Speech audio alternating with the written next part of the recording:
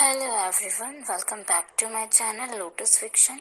कैसे हैं आप सब? आई होप कि आप सब बिल्कुल ठीक होंगे एंड सेफ होंगे। गाइस, मेरी आप सभी से एक रिक्वेस्ट है, जिन लोगों ने मेरे चैनल को सब्सक्राइब नहीं किया है, आप में से वो सब्सक्राइब कर लें, और जिन्होंने पहले से ही सब्सक्राइब कर लिया है उन्हें थैंक यू सो मच। और आप लोग प्लीज़ अपने प्यारे प्यारे कमेंट्स करते रहिए ताकि मुझे पता चले कि आपको स्टोरी पसंद आ रही है।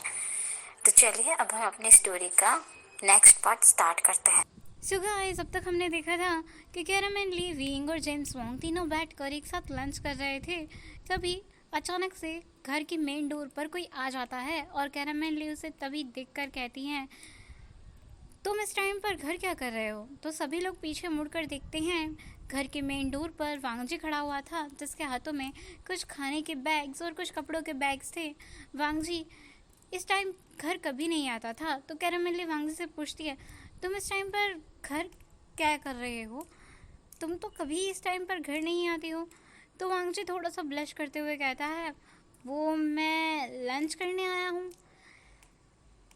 इस समय तुम खाना खाने आए हो और इन बैग्स में, और तुम्हारे हाथों में ये बैग्स आखिर ये क्या हैं?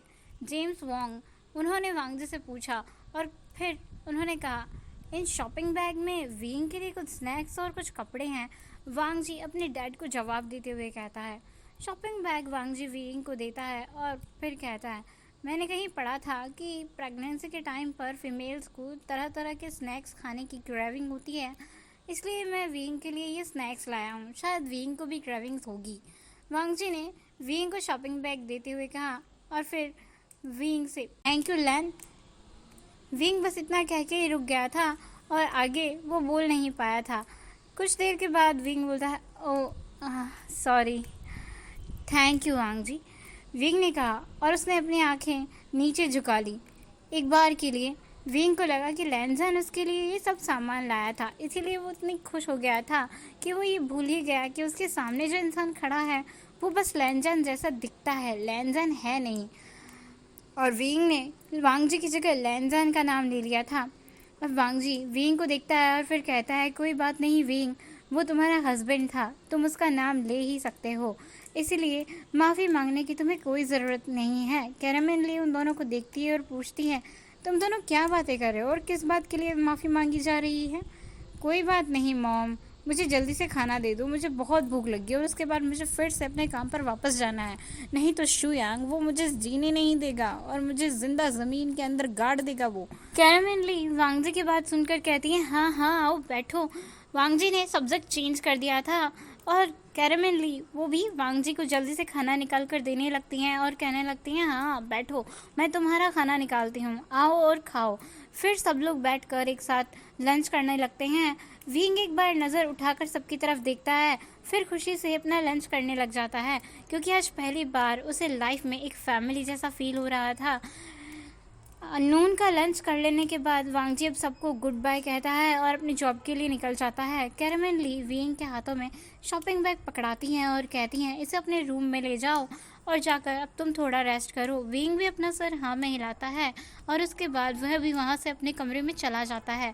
अपने रूम में जाने के बाद विंग बैग से सामान निकालना शुरू करता है और वो देखता है कि उन शॉपिंग बैग में कुछ सूखे आम, कुछ मसालेदार स्नैक्स जैसे कुछ हेल्दी जूसेस, विंग के पास बहुत सारी खाने की चीज़ें थी। और इन सब स्नैक्स को देखकर विंग बहुत ज़्यादा खुश हो रहा था, क्योंकि विंग भी ये सब स्नैक्स खाना चाहता था, लेकिन वो शर्म की वजह से किसी को कुछ भी नहीं बोल पा रहा था। फिर वो छोटे छोटे स्नैक्स निकाल कर अपने बेड पर बैठकर खाना शुरू कर देता है और विंग बहुत ही खुशी से उन स्नैक्स को खाते हुए अपने पेट को सहला रहा था। अब सीन शिफ्ट होता है वांगजी के जॉब सेंटर पर, यानी कि एक car workshop, car service centre, जहां पर वांगजी काम करता है। ये शुयांग का कार सर्विस सेंटर है, जहां पर जाकर वांगजी अपना कार मैकेनिक का काम करता है। इसी बीच शुयांग और वांगजी की काफ़ी अच्छी दोस्ती हो गई है और अब वांगजी जो अपने घर से लंच करके वापस आ चुका था, वो अपना काम कर रहा था।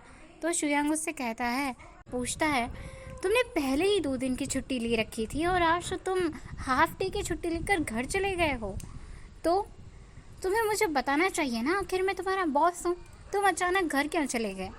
वांगजी वो स्माइल करते हुए कहता है, सॉरी बॉस, मैं घर पर लंच करने के लिए चला गया था। वांग जी ने जैसे ही ये कहा, शुयांग वांग जी से कहता है, ओह हेलो, मैं तुम्हें 15 सालों से जानता हूँ। तुम सिर्फ खाना खाने के लिए घर नहीं गए हो। मुझे ये बात हजम नहीं हो रही है। तुम मुझसे कुछ छुपा रहे हो। मैं तुम्हारा बॉस नहीं हूँ, मैं तुम्हारा सबसे अच्छा दोस्त हूँ और मैं तुम्हें अच्छे से जानता हूँ। अब तुम बताओगे कि क्या बात है? क्या घर पर कोई परेशानी चल रही है? शुयांग ने थोड़ा सा परेशान होते हुए पूछा। शुयांग, घर पर कोई परेशानी नहीं है, वांग जी ने एक बार फिर से कहा। फिर वांग जी शुयांग को वीइंग के बारे में बताने लगता है, जिसे सुनकर शुयांग चौंक जाता है और कहता है, व्हाट? एक प्रेग्नेंट बॉय? एक प्रेग्नेंट बॉय है वो, और तुम उसे अपने घर में रख रहे हो? तुम उसे अच्छे से जानते भी नहीं हो, फिर भी तुम उसे अपने घर क्यों लाए? शुयांग वांग जी से पूछता है और वांग जी शुयांग से कहता है, शुयांग, विंग एक अच्छा लड़का है, उसका इस दुनिया में कोई नहीं है, वो एक ऑर्फन है। वांग जी शुयांग को ये बताते हुए कहता है और शुयांग का रिएक्शन आता है, ओह, और आम के बारे में शुयांग को बताता है तो शुयांग कहता है, ओह, तो फिर वो तुम्हारे घर पर कितने दिन रहेगा? शुयांग ने कहा, मुझे शायद इसकी डिलीवरी होने तक नहीं, पता नहीं चलेगा। वांग जी ने कहा, ठीक है, अगर आपको मेरी किसी चीज़ की ज़रूरत हो तो मुझे बताइएगा। अब वांग जी शुयांग को विंग के बारे में बताने लगता है, जिसे सुनकर शुयांग पूरी तरीके से शॉक्ड हो जाता है और फिर वो कहता है, क्या? एक प्रेग्नेंट बॉय, वो भी तुम्हारे घर में? तुम उसे अपने घर में रखते हो जबकि तुम उसे अच्छे से जानते भी नहीं हो, फिर भी तुम उसे अपने घर क्यों लाए? शुयांग जो परेशान होते हुए वांग जी से ये कह रहा था, अब वांग जी कहता है, शुयांग, विंग एक अच्छा लड़का है और तुम्हें पता है उसका इस दुनिया में कोई भी नहीं है, वो एक अनाथ है। वांग जी जब ये बता रहा था तो उसे थोड़ा सा सैड फील हो रहा था फिर से, क्योंकि उसे विंग के साथ जो सब हुआ वो याद आ रहा था। तो शुयांग कहता है, ओह अच्छा, तो फिर वो तुम्हारे घर पर कितने दिन रहेगा? अगर तुम्हें कोई भी मेरी हेल्प की ज़रूरत हो तो तुम मुझे बता सकते हो इस बारे में। वांग जी कहता है, वेल ये तो मुझे नहीं पता शुयांग, लेकिन शायद उसकी डिलीवरी होने तक तो वो यहीं रहेगा।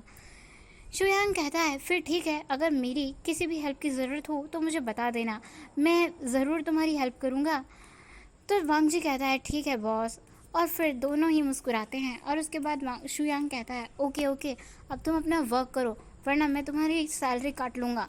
शुयांग वांग जी को चिढ़ाते हुए कहता है और फिर ज़ोर ज़ोर से हंसने लगता है और फिर वो दोनों ही अपने अपने काम करने लग जाते हैं। रात को सब लोग साथ में डिनर कर रहे होते हैं वांग जी के घर पर, जहाँ पर सब लोग हंसी मजाक करते हुए अपना डिनर कंप्लीट करते हैं और उसके बाद सभी सोने के लिए चले भी जाते हैं। विंग सोने के लिए अपने रूम में चला गया था। वांग जी के मॉम और डैड वो भी अपने रूम में सोने के लिए चले गए थे, लेकिन मिडनाइट में विंग को प्यास लग रही थी तो वो देखता है कि उसके रूम में पानी तो है ही नहीं, तो वो पानी लेने के लिए किचन में जाता है तो विंग देखता है कि वांग जी लिविंग रूम में सोफे पर सो रहा है।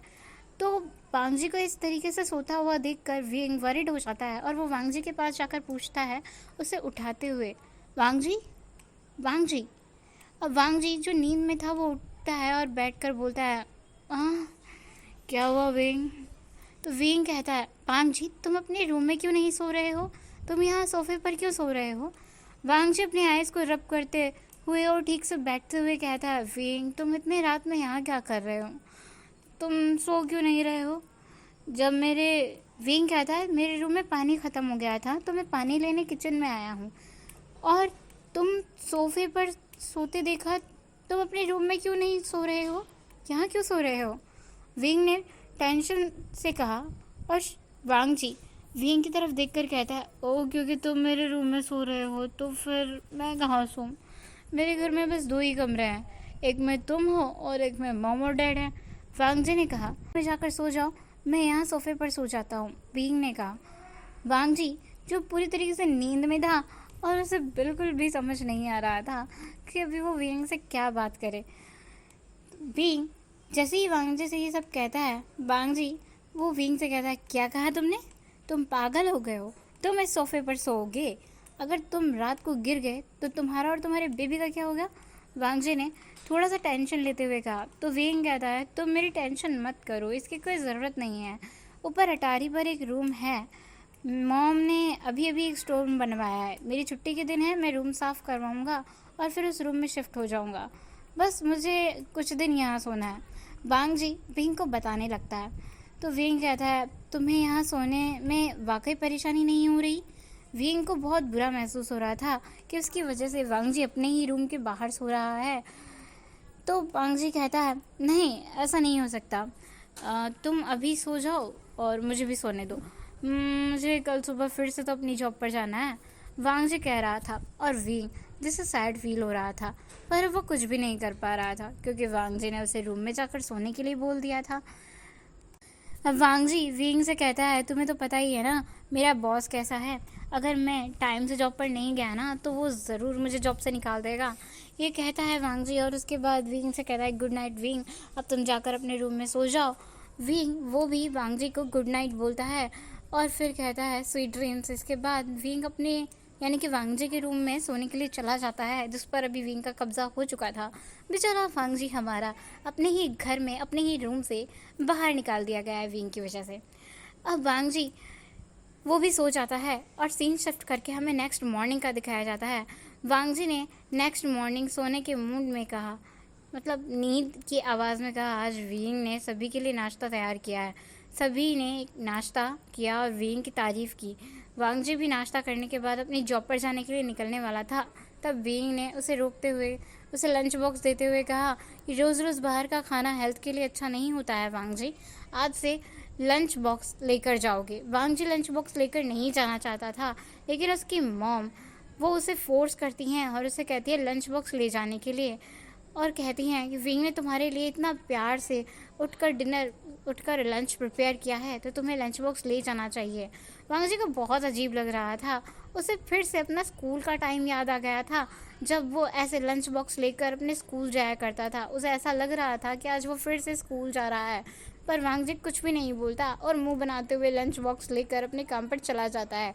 वांग जी के वहाँ जाने के बाद ही कैरामेन ली और विंग ज़ोर ज़ोर से हंसने लगते हैं।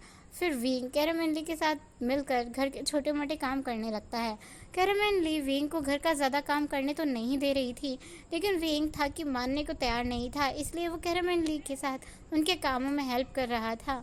विंग कहता है कि मॉम, मैं घर पर बैठ कर बोर हो गया हूँ, इसलिए आपको मुझे थोड़ा काम करने देना चाहिए। कैरामेन ली भी विंग को थोड़े बहुत काम बताने लगती हैं और दोनों मिलकर काम करने लगते हैं। इधर सीन शिफ्ट होता है शुयांग के कार सर्विस सेंटर पर। जब वांग जी वहाँ पर पहुँचता है तो शुयांग वांग जी के हाथ में लंच बॉक्स देखकर पूछता है, आज तुम लंच कैसे लेकर आए? तुम तो आज से पहले कभी लंच लेकर नहीं आते थे।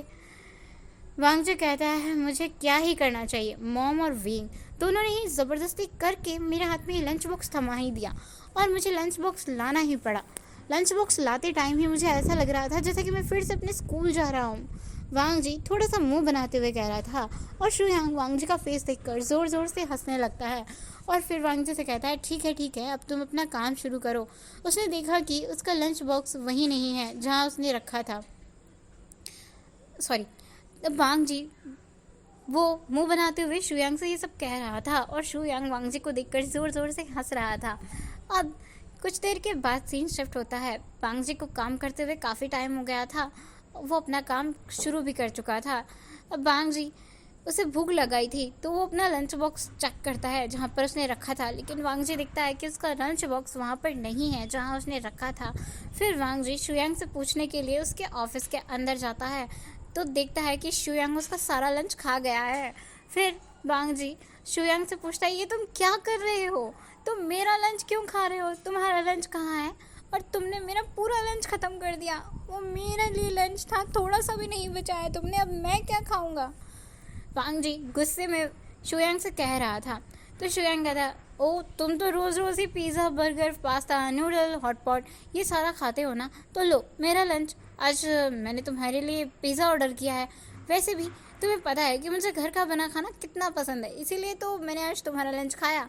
वैसे लंच तो बहुत टेस्टी था भाई, तुम्हारी मदर सच में बहुत ज़्यादा ही अच्छा खाना बनाती है।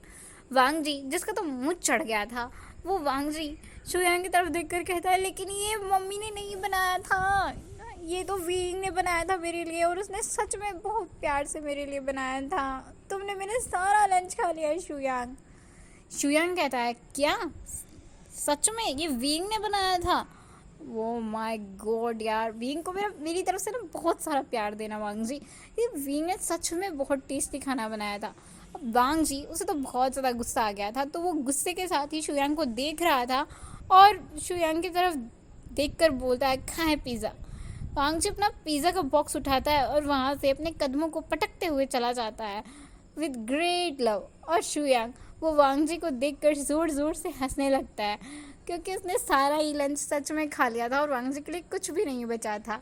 वांग जी की ऐसी हरकतें देखकर अब शुयांग सोच रहा है कुछ तो गोलमाल है भाई। अब वांग जी वो पिज़्ज़ा खाकर ही अपना जॉब फिर से करने लगता है और जब उसका काम ख़त्म हो जाता है तो वो घर के लिए निकलता है। सीन शिफ्ट होकर अब नाइट में वांग जी के घर का दिखाया जाता है। वांग जी अपने जॉब को फिनिश करके घर वापस आता है। विंग वांग जी को देखकर खुश होता है और जल्दी से वांग जी के पास जाता है।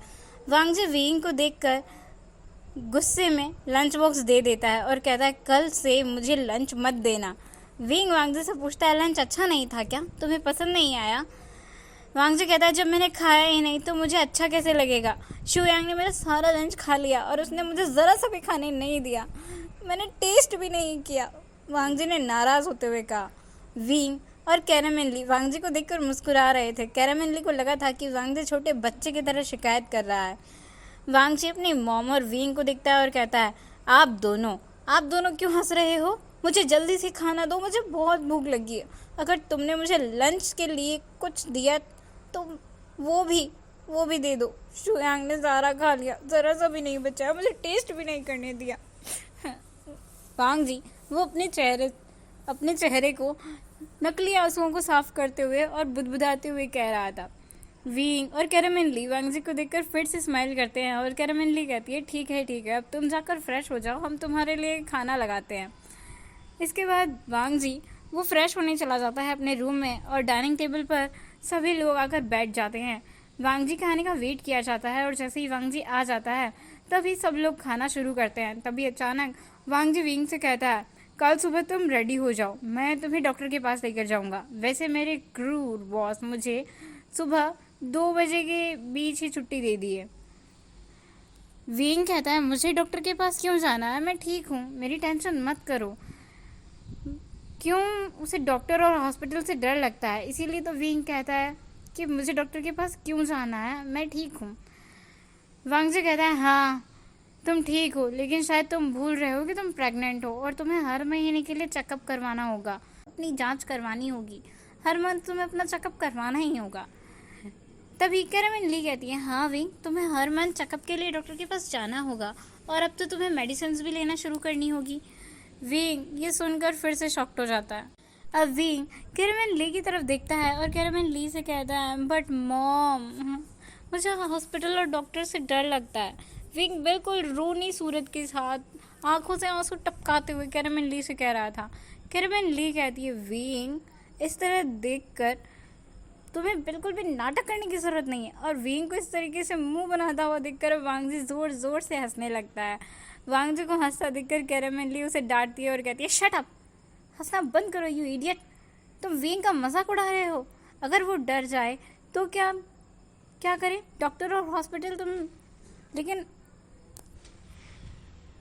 सो गाइस आज के लिए बस इतना ही, हम लोग मिलेंगे नेक्स्ट पार्ट में। तब तक के लिए आप सब अपना ख्याल रखें, ध्यान रखें, सेफ रहिए और अपने प्यारे प्यारे कमेंट्स करते रहें। Thank you so much for watching and good night.